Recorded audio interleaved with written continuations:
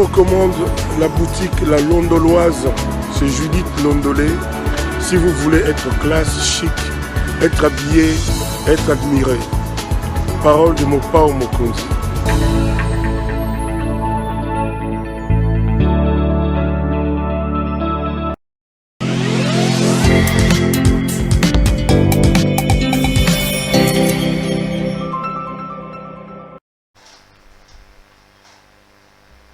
Madame, Messieurs, bonsoir et bienvenue à ce nouveau numéro de l'émission Contre nous soit dit, ce magazine d'analyse d'actualité politique, sociale, économique et juridique qu'on a lancé ici à CPL Télévision.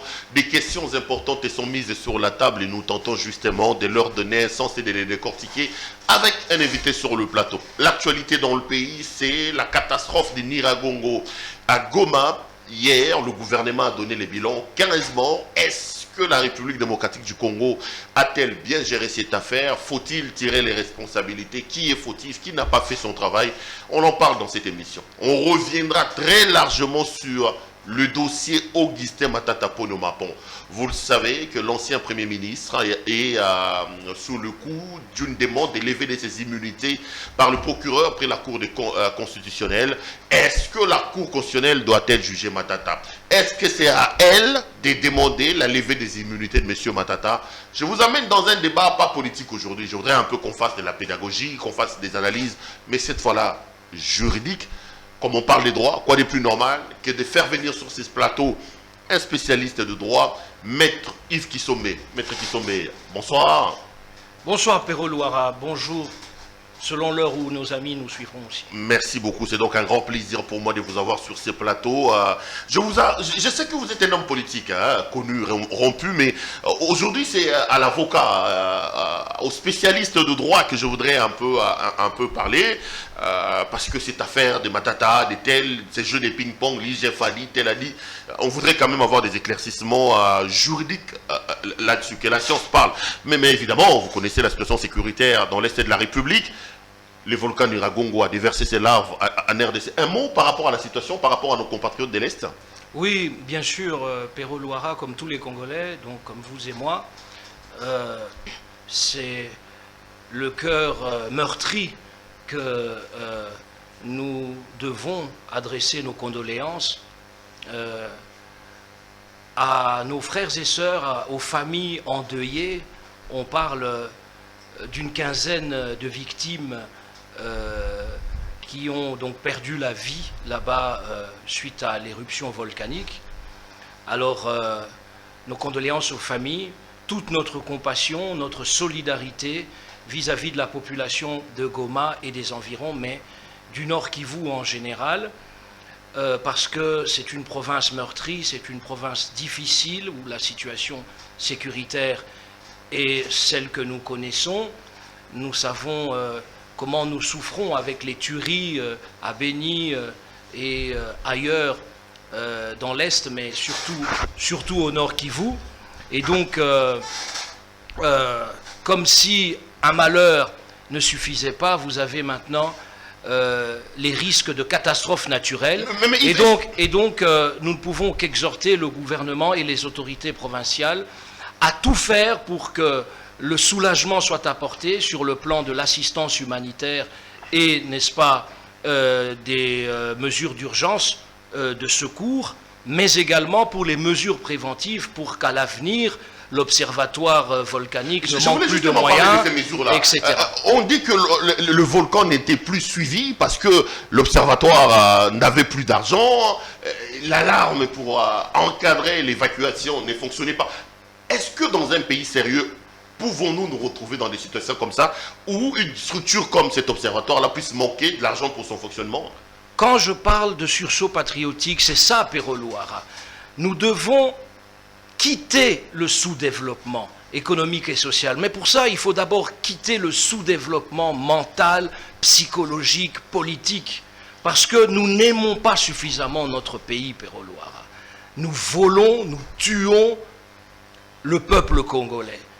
Et quand je dis nous, c'est parce que je veux parler d'une responsabilité collective, même si les assassins et les voleurs, nous n'en faisons pas partie. Mais vraiment, être incapable de surveiller l'activité du volcan, les risques d'éruption du volcan, c'est quand même dramatique. Quand on voit combien par ailleurs on est capable de dilapider l'argent public, l'argent des Congolais. Donc vraiment, espérons et exigeons que demain, n'est-ce pas, lorsque éventuellement un risque comme ça arrivera, eh bien que les scientifiques qui sont là-bas au Nord Kivu soient capables d'alerter parce qu'ils auront été financés, parce qu'ils auront été mis en condition pour faire leur travail. Vous attendez des sanctions, des punitions, il faut que les responsabilités soient tirées. Vous aimeriez qu'on nous dise pourquoi cette situation-là est arrivée, hein, quand même. Ce n'est pas seulement un souhait, mais c'est une exigence citoyenne pour nous tous, parce que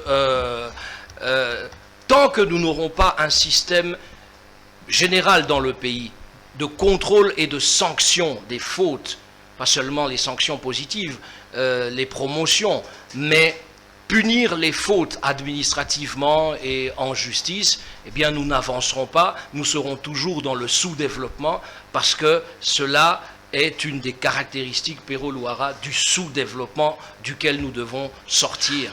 Maître Yves Kisombe, c'est donc avec lui que nous faisons cette émission. Maître, j'ai dit au départ que je vous ai fait venir parce que je voulais avoir une lecture scientifique et juridique sur la guerre qui oppose Matata aujourd'hui avec les procureurs près la Cour de cassation, mais aussi avec l'IGF. Vous avez vu ici que l'IGF, le procureur a saisi le Sénat et l'Assemblée nationale pour la levée des immunités de M. Augustin Matata. Heureusement, après, lui-même, il est revenu sur sa question en disant que ce n'était pas au Congrès de les faire.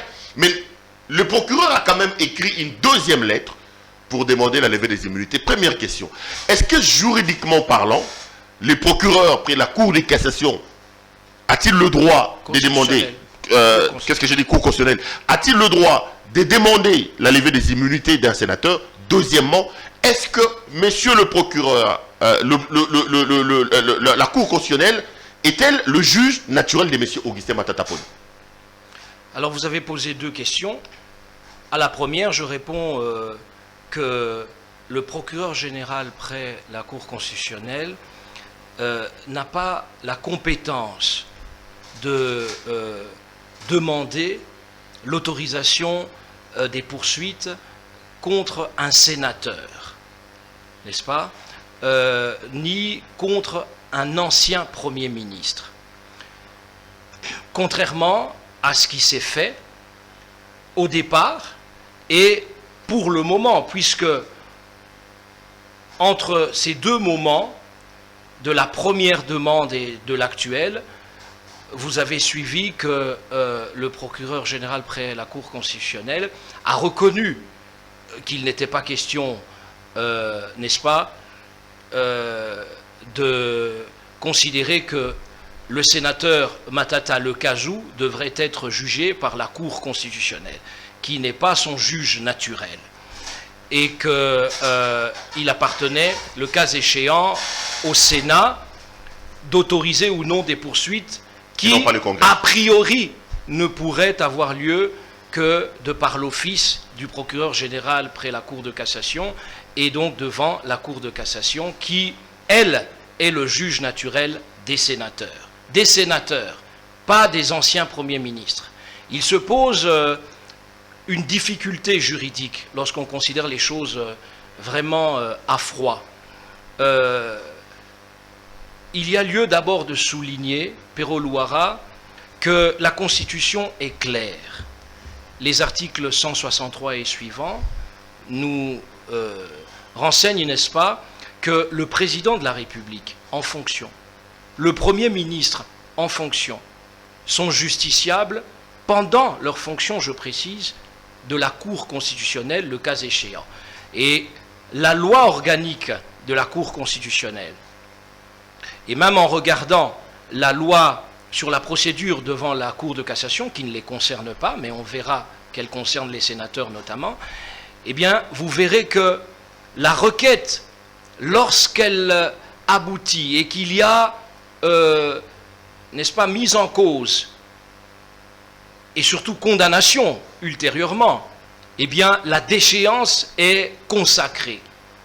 Est-ce que, par le biais de la Cour constitutionnelle, un sénateur peut être déchu? Voilà des questions qui font réfléchir, mais en tout état de cause, l'article 166 de la Constitution montre bien qu'on ne parle que de président de la République et de Premier ministre en fonction, puisque si le Congrès, dans ces cas-là, autorise les poursuites et qu'ils sont mis en accusation par l'office du procureur général près la Cour constitutionnelle, eh bien, il démissionne. On ne démissionne pas quand on est ancien Premier ministre. Qu'est-ce qu'on retient? Alors, on retient que, oui, le procureur près la Cour constitutionnelle n'a pas les droits de convoquer M. Matata, et puis 2, il les passe au juge naturel. Non, bon, c'est la Cour qui est le juge. Le procureur... Je parle de la Cour. Oui, voilà, le procureur général, lui, est chargé de la recherche des infractions et des poursuites contre le président de la République ou le Premier ministre. Mais, ou le Premier ministre, mais pas les anciens Premiers ministres. Alors, j'ai entendu dire... Mais les faits pour lesquels M. Matata est poursuivi ont été commis à l'époque où il exerçait les fonctions de Premier ministre, est-ce que ça ne donne pas mandat à ce moment-là au juge constitutionnel d'être son juge naturel? Voilà, et c'est là que les Romains s'empoignèrent, comme on dit, c'est là qu'il y a de la confusion dans l'air, Perrault-Loara, tout simplement parce que, voyez-vous, on parle de cristallisation des infractions.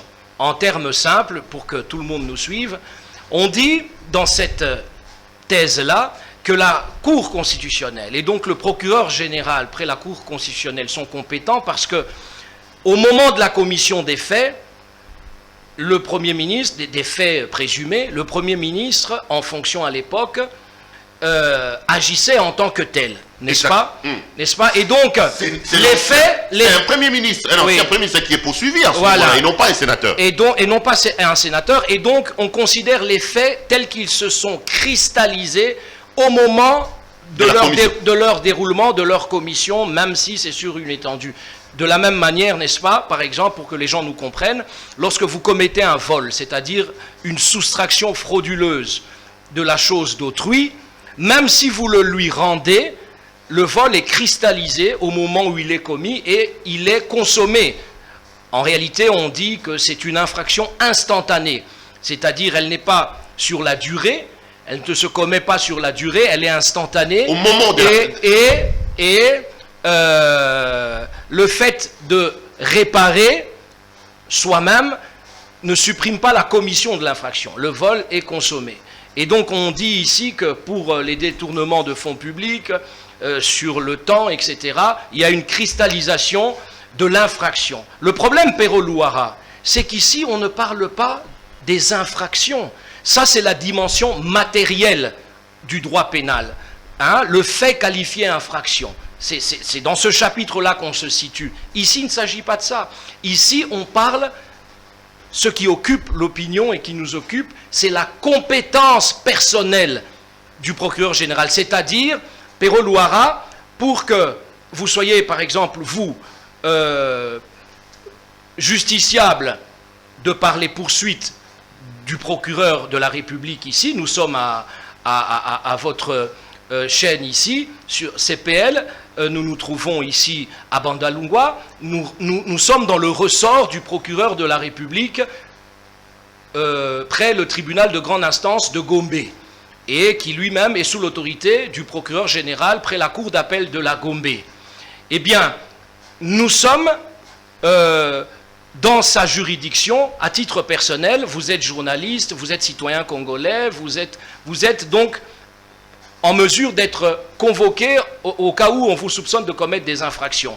Voilà la compétence personnelle par rapport à Perrault-Loara. Moi-même, je suis avocat, je relève, n'est-ce pas, de la compétence du procureur général près la cour d'appel de la Gombe. Le procureur de la République aussi peut ouvrir un dossier, même si pour ce qui me concerne, il y a des règles déontologiques et des règles professionnelles par rapport au barreau dont je dépends. Mais enfin bref, voilà. Eh bien, c'est la même chose. Ici, on regarde la compétence personnelle. Matata Ponyo est sénateur, Et donc, on ne regarde pas d'abord ce qu'il aurait commis comme infraction, on voit sa qualité. Donc là, vous et sa balayez qualité. La cristallisation des faits. Oui, parce que la cristallisation des faits ne concerne pas l'objet qui pose problème, c'est-à-dire la compétence personnelle. On parle de compétences. Les compétences sont d'attribution. Il y a la compétence territoriale, il y a la compétence personnelle et la compétence matérielle. Ici, il n'est pas question de compétence. La compétence matérielle, c'est par rapport aux faits commis. C'est ça la matière. Eh bien, ici, Pero Luara, la personne mise en cause, ce n'est pas les faits commis. La qualification de l'infraction, c'est autre chose. Le fait qualifié infraction, c'est un autre chapitre. Ici, c'est le chapitre de la compétence. Et donc, la cristallisation n'a rien à voir. Ici, le procureur général près la Cour constitutionnelle n'est pas compétent pour entamer des poursuites contre un ancien président. Et qui doit le faire, par exemple qui doit le faire de la République par rapport, ou un ancien Premier ministre, pardon, par rapport aux articles 163 et suivants. Donc, Kabila, aujourd'hui, doit être poursuivi pour les faits qu'il a commis lorsqu'il était président de la République. Il ne sera pas devant la Cour constitutionnelle. Non, les anciens présidents de la République ont un statut particulier, c'est la loi sur les anciens présidents de la République. Ils ont une protection judiciaire définitive. D'accord, revenons sur le cas. Donc, mais non, pourquoi qui doit poursuivre Matata Ponyo aujourd'hui? Non, oui, mais justement, il y a un vide juridique, Pero Luara, parce que même le procureur général près la Cour de cassation, qui est l'autorité judiciaire du parquet, compétente pour entamer des poursuites, rechercher des infractions, quand il s'agit de sénateurs, de parlementaires, la Constitution est claire, c'est toujours dans les articles, d'abord l'article 107 de la Constitution qui consacre le principe de l'autorisation de l'Assemblée nationale et du Sénat pour poursuivre en période de session en général et même après les députés et les sénateurs, et les articles 163 et suivants pour les premiers ministres, les membres du gouvernement, etc., qui doivent démissionner si ils sont poursuivis, après autorisation. Et donc, Pero Luara, Matata Ponyo ici, est ciblé par l'IGF, par l'Office du procureur général, comme ancien Premier ministre. Or, il est sénateur. Le juge naturel de Matata Ponyo comme sénateur, c'est la Cour de cassation. Il n'y a pas de juge naturel, sauf un pouvoir de régulation de la Cour constitutionnelle qui risque de lui faire, non pas dire le droit, mais créer le droit à la place du législateur. Il y a un problème, une sorte de vide juridique ici. Je dis une sorte parce qu'en réalité, pour moi, si je vais au bout de ma réflexion, il n'y a même pas vraiment de vide juridique, dans le sens où, quand on remonte aux fondements et aux fondamentaux de cette Constitution, qui a voulu de la stabilité politique et institutionnelle, qui a voulu que l'on se tourne vers le développement, qui a voulu régler le problème de la crise de légitimité des institutions, eh bien, l'idée fondamentale, quand vous regardez l'exposé des motifs de la Constitution, le préambule, l'idée c'est que le Congo regarde vers l'avenir et ne se mette pas à faire ce à quoi nous sommes, à mon point de vue, à mon sens, en train d'assister, c'est-à-dire un règlement de compte, contre un ancien Premier ministre. Ça veut dire quoi, si je vous comprends? Ça veut dire qu'au Congo, les législateurs, notre arsenal juridique actuel, consacre l'impunité lorsqu'on a été ancien Premier ministre. C'est ce que ça veut dire. Non. Si vous dites qu'il y a un vide juridique, ça veut dire que Matata, dans l'exercice de ses fonctions, il peut avoir, je ne parle pas de Matata individu, le Premier ministre, parce que ça peut être Ilunkamba, ça peut être Bruno Tshibala, qui a aussi quelques années judiciaires. Donc, le Congo consacre le régime d'impunité pour ses anciens Premiers ministres. Non. Nous faisons du droit, de la culture juridique pour que tout le monde nous comprenne. Je n'entre pas dans les détails techniques pour ne pas... Aidez-nous à comprendre, parce que là, moi, je n'ai pas compris. Voilà, Pero Luara. J'ai l'impression que là, on est en train de nous prêcher le règne de l'impunité. Non, pas du tout. Pas du tout. personne, et surtout pas moi, qui n'ai jamais volé le peuple congolais, qui n'ai jamais tué, je peux soutenir l'impunité. De toute ma carrière politique, je n'ai jamais défendu des voleurs. Je n'ai jamais défendu, vous ne m'avez jamais vu, je défends des causes politiques, je peux défendre le leadership d'un grand leader, mais pas des dossiers où vous avez des soupçons sérieux de concussion, de détournement, etc. Moi, à titre personnel, je crois à l'innocence de Matata Ponyo. Je pense que ce qui lui est fait aujourd'hui est injuste parce que il a servi le pays. Je parlais de l'impunité. Tout à fait. S'il y a un vide, ça veut dire quoi? Ça veut dire il n'y a pas d'impunité, Pero Luara. Il y a à considérer l'esprit de la Constitution qui n'a pas attribué un juge naturel. Vous savez que nul s'est consacré, c'est un droit fondamental, comme le droit de la défense. Nul ne peut être détourné contre son gré, ni même d'aucune manière, de son juge naturel, n'est-ce pas? Du juge que la loi destine à dire le droit en ce qui le concerne. Eh bien, il n'y a pas de juge naturel, parce que là, nous sommes dans la Constitution, nous sommes dans le droit constitutionnel et pas seulement en droit pénal, nous sommes dans le droit pénal constitutionnel et constitutionnel pénal. Il n'y a pas de juge naturel des anciens premiers ministres. Les articles 163 et suivants parlent de président de la République en fonction, de premier ministre en fonction, de ministre en fonction. La cristallisation autour de la commission des infractions n'a rien à voir avec la question de la compétence personnelle concernant un ancien Premier ministre. On demande la levée de l'immunité du sénateur Matata pour des faits commis lorsqu'il était Premier ministre, non pas en tant que sénateur. Il y a un problème juridique. Maintenant, l'acharnement qu'il y a manifestement contre le sénateur Matata pourrait nous amener à ce que on considère que, n'est-ce pas, il est justiciable de la Cour constitutionnelle ou de la Cour de cassation. Alors qu'en réalité, en tant que sénateur, il est justiciable de la Cour de cassation, mais en tant qu'ancien Premier ministre, en tant que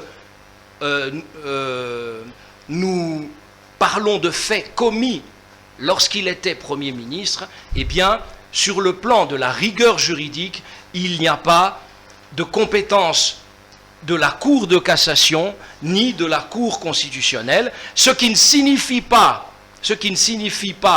que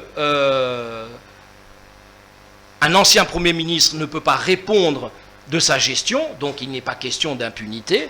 Il est question simplement de comprendre que l'esprit de règlement de compte va à l'encontre de l'idée première du constituant, qui est qu'un Premier ministre, on le poursuit ou on ne le poursuit pas quand il est en fonction.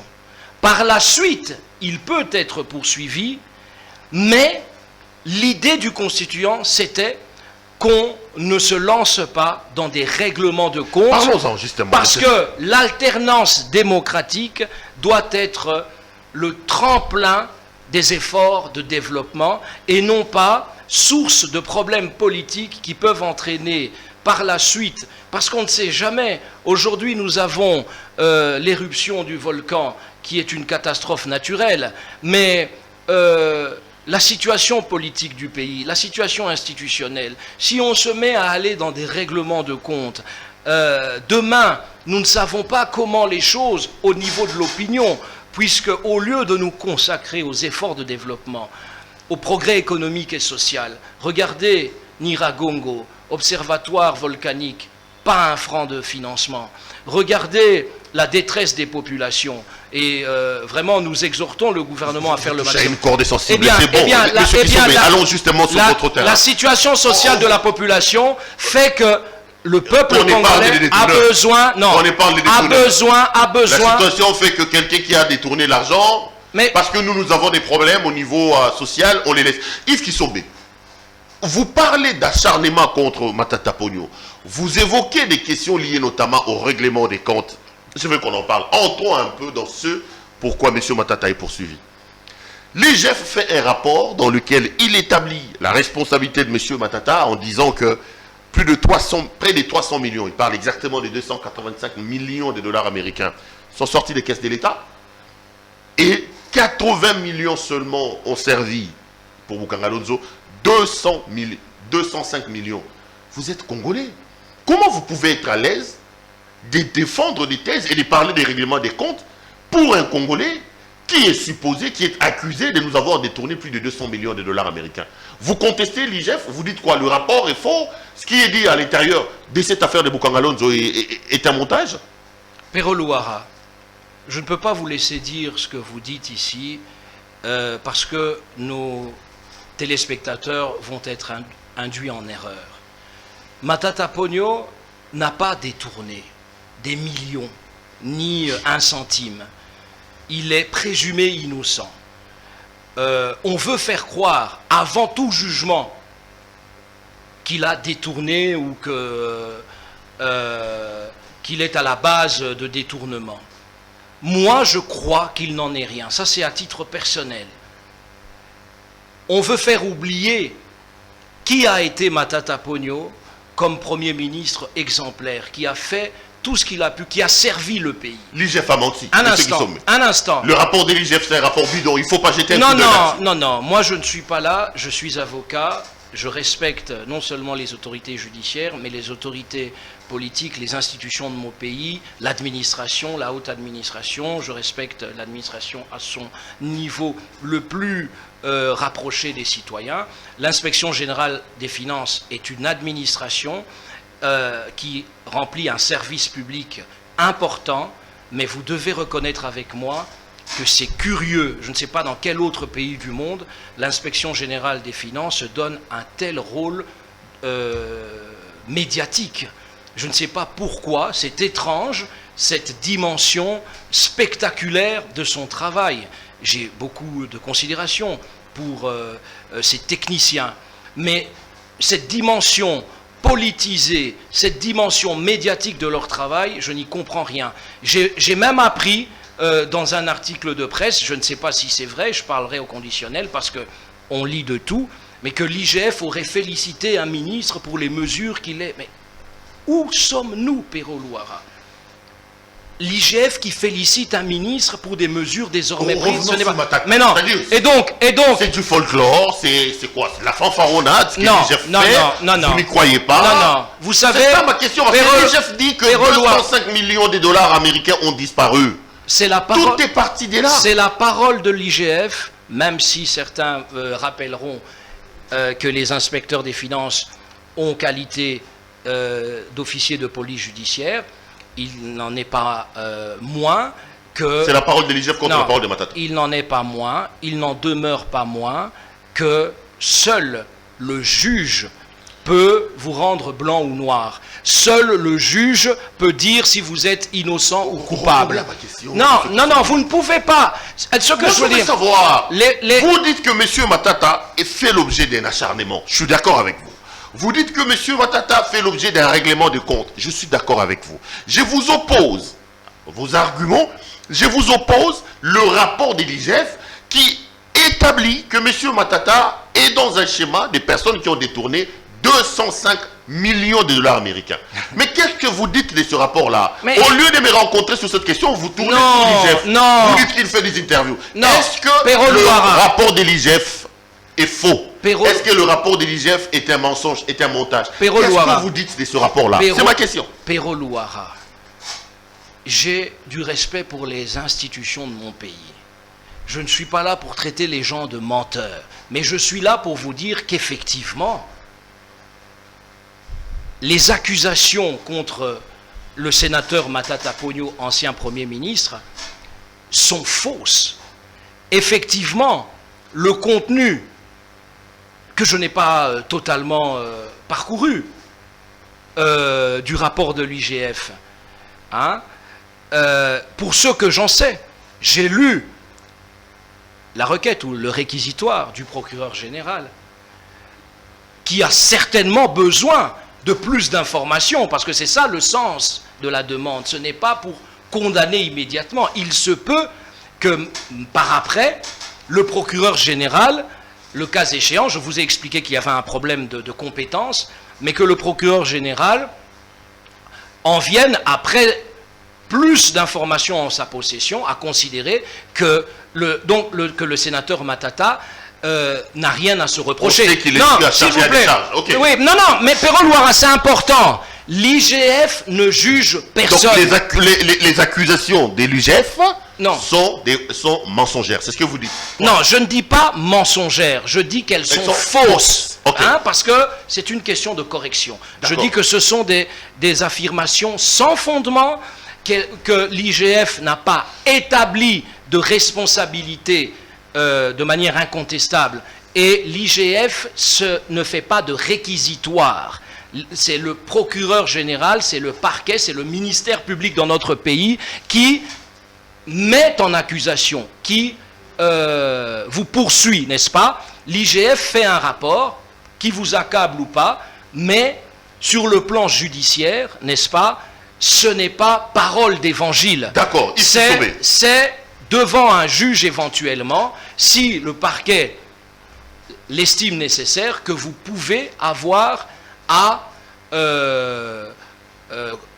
être confronté aux accusations. Parce que j'entends beaucoup dire qu'on doit prouver son innocence. Non, non, personne n'a à prouver son innocence. C'est l'accusation qui doit établir les faits dont vous êtes responsable sur le plan pénal. Donc, entendons-nous, non, s'il vous plaît, Perrault, je termine juste en disant, entendons-nous bien, l'IGF, ce n'est pas la parole des Saintes Écritures, ce n'est pas parole d'évangile. Ce que l'IGF fait, c'est une opinion, bien sûr qu'elle a une expertise, mais son expertise et ses analyses sont son point de vue devant la justice, et ce n'est pas irréfutable. Donc l'IGF n'a rien prouvé contre Matata Pogno, ni contre qui que ce soit, parce que tant que vous n'êtes pas condamné de manière irrévocable, vous restez innocent, vous restez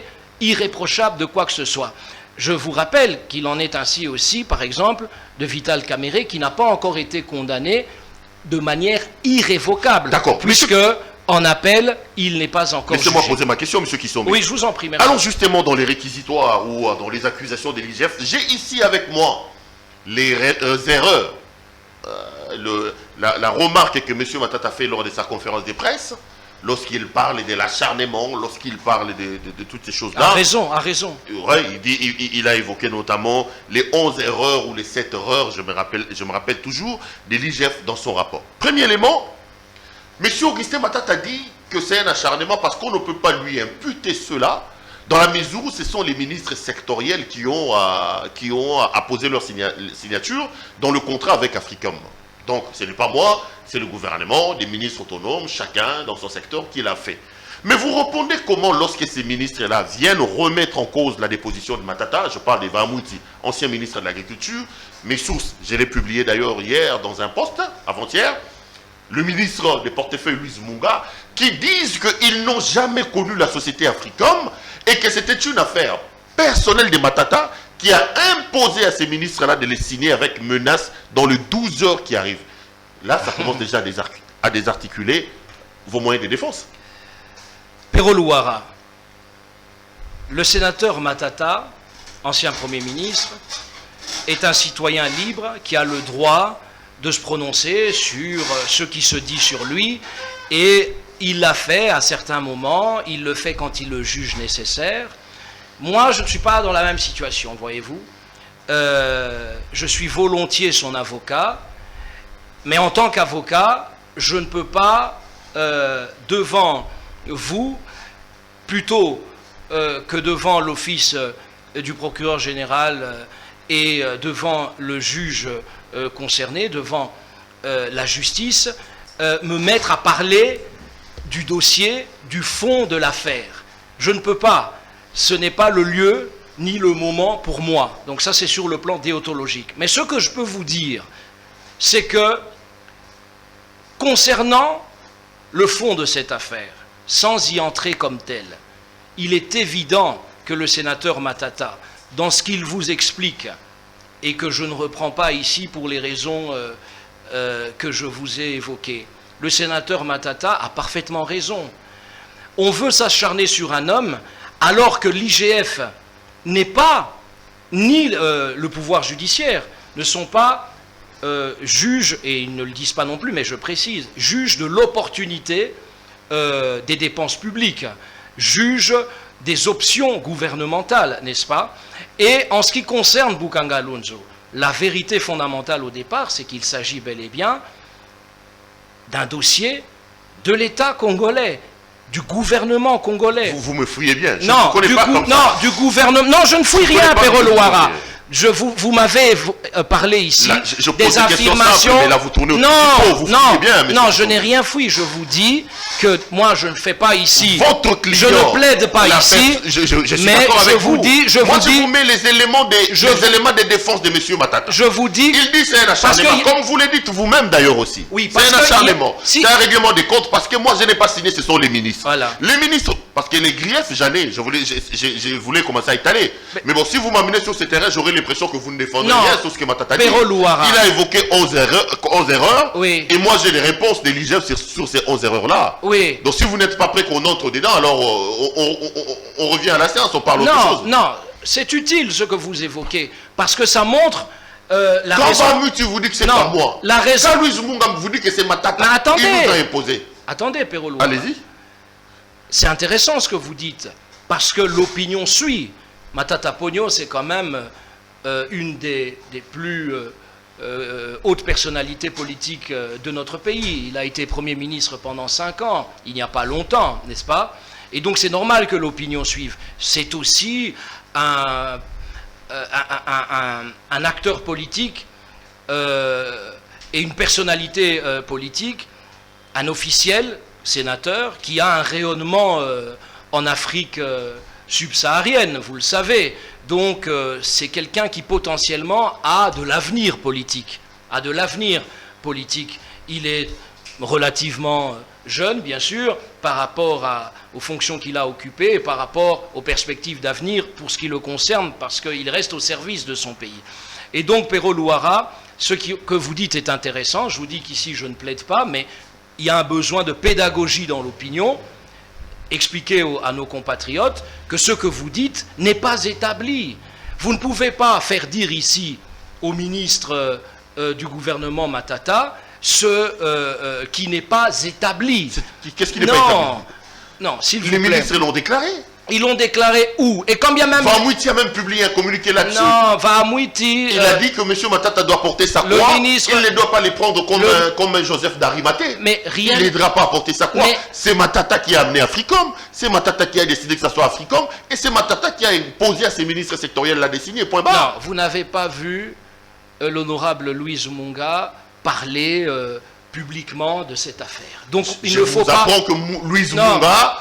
Ne m'apprenez rien. A déposé aussi en disant que M. Matata lui a même instruit de signer dans le 12 heures qui arrive. Ne m'apprenez rien qui ne soit pas fondé. Ici, le point de vue des ministres concernés, de toute façon, d'abord, nous n'avons pas à considérer qu'ils ont parlé de cette façon. Et quand bien même ils auraient parlé de cette façon, nous n'avons pas à considérer que ce qu'ils ont dit contre ou à charge du Premier ministre honoraire Matata est forcément vrai. Moi, ce que je vous dis, c'est que Matata Ponyo était Premier ministre, il dirigeait le gouvernement, il était chef du gouvernement. Le dossier Bukanga Alonzo, ce n'est pas le dossier de Matata Ponyo, c'est le dossier de la République, c'est le dossier du gouvernement de la République. Sur le plan politique et sur le plan institutionnel, la responsabilité est celle du gouvernement de la République et non celle de Matata Ponyo. En ce qui concerne maintenant la gestion des fonds et l'éventualité de faits infractionnels, là effectivement la responsabilité, le cas échéant, est un... Non, s'il vous plaît, la responsabilité est individuelle, ça je n'en disconviens pas, mais nulle part, jusqu'au moment où nous parlons, il n'a été établi que le Premier ministre Matata a détourné quoi que ce soit. Allons-y justement dans les éléments qui démontrent qu'il a La détourné. tempête médiatique. Je peux poser des questions. Je vais y aller. Avec des éléments S'il vous plaît, démontrant que M. Matata a détourné. juste un mot. La tempête médiatique. Aurait détourné, il faudrait pas. La tempête médiatique orchestrée contre le sénateur Matata Ponyo a pour but de faire distraction sur le fond du dossier. Ce que l'IGF dit, ce que nous entendons à gauche à droite, ce n'est absolument pas ce qu'on appelle des faits prouvés, des faits établis. Il y a en droit pénal un principe fondamental de justice qui est l'obstacle de la preuve à l'établissement des faits.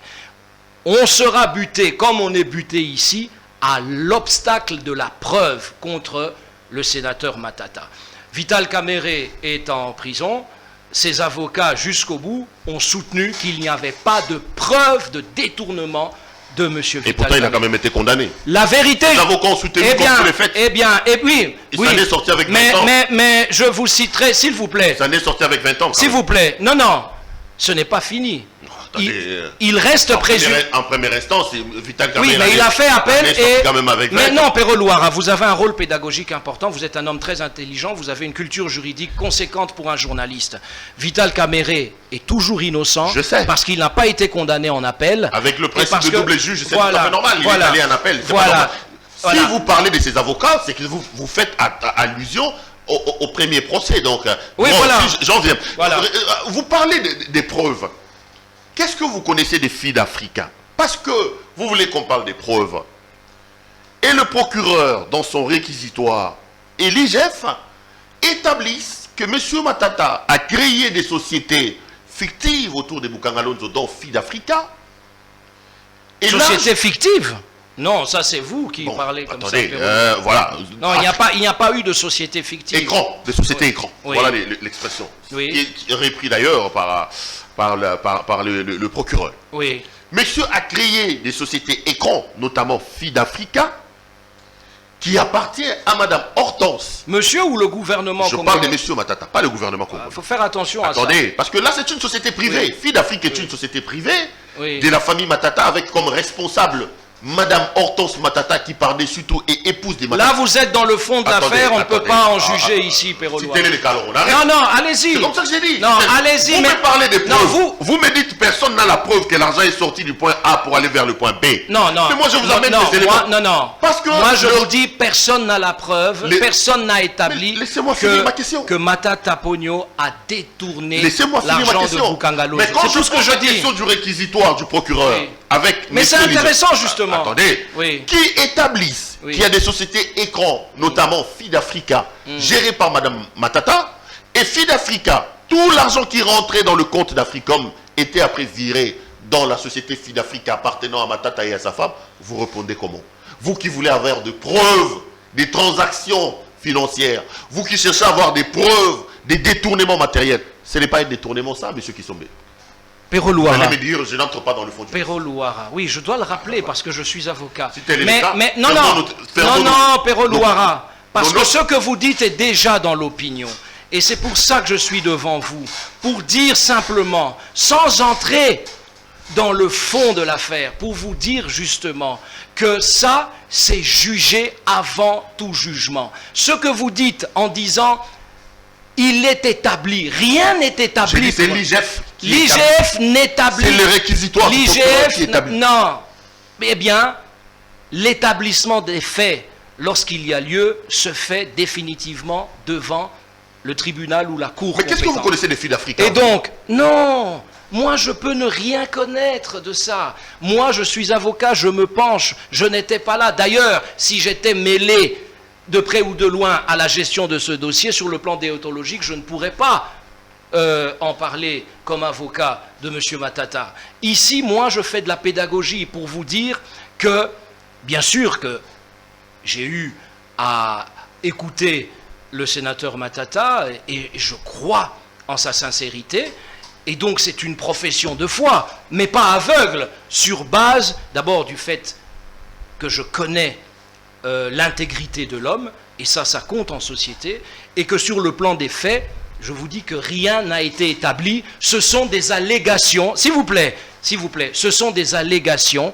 Quand vous parlez de société, etc., vous citez sa femme, vous citez...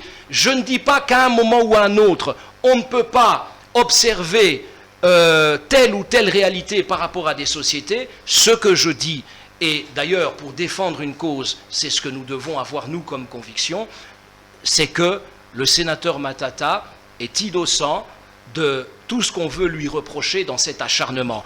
Il n'est pas stupide au point de... S'il vous plaît. Vous pouvez dire qu'il est innocent avant le procès. Non, mais quand on vous amène des éléments pour dire que c'est établi, vous allez dire... Non, mais là, je ne peux pas... Seul les juges aussi doivent établir l'innocence de Matata. Non. Si tel est le cas, vous savez que dans un procès, il y a plusieurs parties. Oui, mais Pero Louara... Pourquoi vous voulez que votre voix passe et non pas la voix des autres? Parce que Pero Louara... Monsieur de la Défense. Non, Pero Louara, ce n'est pas... Monsieur de la Défense. Ce n'est pas vous ou moi... Laissez à la partie civile les droits aussi d'amener des éléments. Non, justement. Vous voyez, je ne vais pas tomber dans votre piège... Ah ben voilà. D'une sorte de procès ici. Vous établissez l'innocence de Matata. Vous parlez de partie civile. C'est aussi un juge. Non. C'est aussi un juge d'établir que Matata est innocent. Écoutez-moi. On se tutoie dans la vie de tous les jours. J'ai même envie de dire tu, tellement nous sommes emballés. Mais nous allons rester, n'est-ce pas, professionnels. Aussi, non, ses moyens de défense. Pero Louara. Oui, je suis là. Ce n'est pas vous ni moi qui disons que Matata est innocent jusqu'à nouvel ordre. C'est la loi, c'est la Constitution. Et même au-delà de la Constitution, c'est le monde, c'est-à-dire le droit international. C'est la présomption d'innocence. Or, tout ce qui est en train de se faire, c'est le jugement d'un homme. On jette à la vindicte populaire. Vous êtes un homme public. Vous êtes une personnalité publique, Pero Louara. Je ne vous souhaite pas qu'un jour, on puisse, si vous êtes pris dans des faits, que l'on puisse vous juger avant l'heure, Pero Louara, et considérer que vous avez... escroqué ou violé. Parce que moi, je serai là pour dire, je connais Pero Louara, ce n'est pas un violeur, ce n'est pas un escroc. Ok, voilà. Bon, j'avais d'autres éléments, puisque vous ne voulez pas qu'on rentre dans le fond, j'en parlais pas. Notamment cette machine IBM que Matata a fait acheter à 9 millions ou à 7 millions de dollars, alors qu'en réalité, la machine ne coûte que 1 million de dollars. C'est aussi repris dans la machine, dans les réquisitoires. Il y en a plein, j'ai plein de cartouches. Oui, mais tout ce que vous dites là, tout ce que vous dites là, ce sont des allégations. Bon, ce n'est pas... Pero Louara. Je referme mon calepin. Non, vous pouvez... On n'entrera pas dans le fond. Non, Pero Louara. On n'entrera pas dans les fonds des dossiers. Non, nos téléspectateurs auront... Vous n'allez pas, vous refusez qu'on parle. Nos téléspectateurs auront compris que moi je ne peux pas faire de débat de fond, mais que je suis intéressé par les éléments de fond que vous évoquez pour dire une seule chose, que rien n'est prouvé, que ce sont des accusations pour la plupart sans fondement et en tout cas fantaisistes pour toutes, dans la mesure où il n'est pas établi, ça c'est ma conviction, en tant qu'homme de loi, qui a observé les choses, en tant qu'avocat, en tant que citoyen aussi, en tant que homme connaissant personnellement le sénateur Matata, sans préjuger du fond de l'affaire, mais je dis que vous pensez vraiment que cet homme qui a servi dans la rigueur, qui a servi comme il l'a fait, on veut casser sa réputation. Ce n'est pas, même dans sa tenue, vous voyez l'humilité et la modestie, ce n'est pas quelqu'un qui a été habitué à rouler sur l'or, n'est-ce pas, et à avoir besoin de beaucoup d'argent. Le sénateur Matata n'a pas eu besoin de détourner des millions, il ne l'a pas fait, et il n'est pas stupide au point de détourner avec je ne sais qui plus de 200 millions de dollars sur un projet de 300 millions. C'est ridicule. Alors, on va finir cette émission, Yves Kissobe. Rentrons un peu dans l'acharnement. J'aimerais dire une chose. Vous allez répondre, c'est important ce que je veux dire. Oui. Certaines personnes qui soutiennent la thèse de l'acharnement et des règlements des comptes indexent un peu le président de la République, Félix Tshisekedi. On dit que, vous l'avez d'ailleurs dit, Matata a bonne cote à l'étranger, Matata ça a une grande envergure, il pourrait avoir des ambitions présidentielles en 2023, et on dit que M. Tshisekedi a mis en place une machine pour broyer certains candidats. On a commencé par Vital Kamerhe. On aurait commencé par... Je parle des ténors de cette thèse-là. Vital Kamerhe, maintenant c'est Matata. On utilise aussi les ballots d'essai qui est Tiani dans son affaire de la... Est-ce que vous pensez que Matata est victime d'une machine politique montée par le pouvoir actuel pour l'empêcher d'avoir des prétentions ou des intentions de candidater en 2023?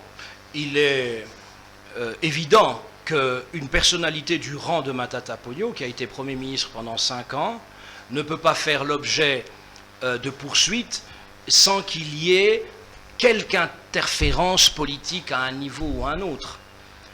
Maintenant, moi, en tant qu'avocat, mais en tant que citoyen, en tant qu'acteur politique, je ne peux en appeler qu'à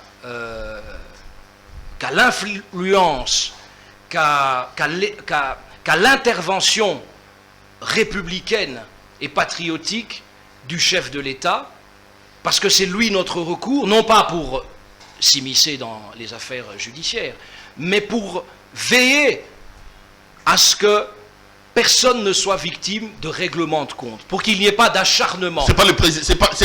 Entre-temps, vous dites qu'on peut quand même pas incriminer Matata sans qu'il y ait une main politique derrière. Ouais, je ne parle pas du président de la République. C'est qui alors? Parce qu'on dit qu'on veut l'écarter pour la course à la présidentielle. Non, je ne peux pas dire des choses dont je n'ai pas de preuves, et je ne peux pas présumer que le président de la République, qui est le garant du bon fonctionnement des institutions, puisse accorder son feu vert pour que la justice fasse de l'acharnement. Donc c'est pas un coup politique alors? Non, je vous l'ai dit, il y a forcément des interférences politiques. Qui? Mais interférences politiques... Du président? Mais non, pourquoi vous voyez seulement le président partout? Qui alors? Vous pensez qu'il n'y a personne dans la sphère publique, des Kabila? Dans la sphère du pouvoir? Mais que je sache, Joseph Kabila est ancien président, sa famille politique n'est plus aux affaires, donc il n'a plus cette influence-là. Donc c'est forcément au niveau des institutions, au niveau du pouvoir en place, qu'il peut y avoir des interférences. Ce ne serait pas nouveau dans le monde. Mais ne voyez pas le président de la République. Lui, c'est notre recours à tous. Je retiens que c'est le pouvoir en place. C'est notre... Non, vous n'avez pas parlé du président. Non, il y a forcément... Vous avez trouvé un autre mot. Au niveau du pouvoir en place, il y a des interférences. Oui, bien sûr, bien sûr. Vous me fouillez tellement. Oui. Ce n'est pas les présidents, mais c'est les pouvoirs en place. Non, il y a... Comment faut-il faire la différence entre le pouvoir en place et les présidents? Non, Péro Louara, vous êtes dangereux. Vous ne pouvez pas dire le pouvoir en place. C'est ce que vous avez dit. Non, j'ai parlé... Il y a des interférences du pouvoir en place. Non, il y a des interférences au niveau politique. Et le pouvoir en place. Non, pas le pouvoir en place dans son ensemble, parce que là, vous incluez le président de la République. Rebobine la cassette ou quoi? Mais rebobinez, mais comprenez-moi. Non, comprenez-moi. Non, Péro Louara, ne jouons pas avec les mots. Comprenez-moi. On ne peut pas dire de manière péremptoire le pouvoir en place. Parce que là, ça voudrait dire le président de la République. Puisque moi, j'ai dit que le président doit rester un recours pour nous tous. Mais des interférences politiques à un certain niveau du pouvoir, n'est-ce pas? Je parle d'un certain niveau du pouvoir que je ne peux pas déterminer, parce que par définition, ces choses sont occultes. D'accord. Je ne me rends même pas compte qu'on est déjà à 1 heure. C'est pas vrai. On va finir. Mais vous croyez en la justice? Vous voulez faire acter l'innocence de Matata devant le tribunal? Entre-temps, lui-même, il dit que c'est une justice politiquement instrumentalisée. Entre-temps, lui-même, il dit qu'il est rentré pour faire face à l'injustice. Oui. Est-ce qu'il ne se tire pas une balle à la jambe en venant devant une justice politiquement instrumentalisée? Ah oui, non, il ne faut pas mal comprendre ce que le sénateur Matata avait dit. À partir du moment où, Péro Louara, vous portez plainte contre quelqu'un, par exemple, en sachant qu'il est innocent, ou en sachant que vous ajoutez des choses dont vous n'avez absolument aucune conviction, n'est-ce pas? Vous savez que cette attitude-là tend, de par votre initiative, à instrumentaliser la justice. La justice, c'est un instrument. Le président de la République, c'est un instrument du peuple congolais, de la nation. Mais justement, instrumentaliser ici... Une justice politiquement instrumentalisée. Non, il n'a pas dit politiquement. Attendez. Il a dit instrumentalisée. Instrumentalisée, oui. Oui, justice instrumentalisée. Politiquement instrumentalisée. Mais il faut la... J'ai le tweet. Oui, mais puisqu'il y a des interférences politiques, c'est évident, je vous l'ai dit. Mais ce qu'il veut dire par là, c'est tout en respectant les autorités judiciaires. Donc il va aller devant une justice politiquement instrumentalisée. Non, il n'a pas dit que les magistrats sont instrumentalisés, tel ou tel. Il vous dit que l'élan est celui d'instrumentaliser la justice, c'est-à-dire de tromper la justice. C'est dans ce sens-là. Ah, ok. Oui, dans le sens de tromper la justice. On a fini. Parce que la justice reste le garant de notre liberté, de nos droits fondamentaux. Ce n'est même pas le président de la République qui, lui, est le garant de la nation en général, mais le garant de nos droits fondamentaux, de votre liberté, Pero Luara, de votre présomption d'innocence, ce sont les cours et tribunaux, et nous ne pouvons que compter sur la justice de notre pays, et un avocat comme moi ne peut pas vous dire autre chose, sur la justice de notre pays pour que, à un moment ou à un autre, au niveau du parquet ou au niveau des cours et tribunaux, eh bien que l'innocence de ceux qui sont innocents soit consacrée. Monsieur Yves Kisombe, merci beaucoup. Merci d'être venu nous voir. Merci beaucoup, Pero Luara. Merci. Madame, Monsieur, l'émission est terminée. Je rappelle ce soir que notre invité, c'était Maître Yves Kisombe. Avec lui, on a voulu un peu faire une lecture juridique de la situation d'Augustin Matata Ponyo. Je vous retrouve demain pour un autre numéro de cette émission. Portez-vous bien et restez branchés sur nos programmes. Bonsoir chez vous.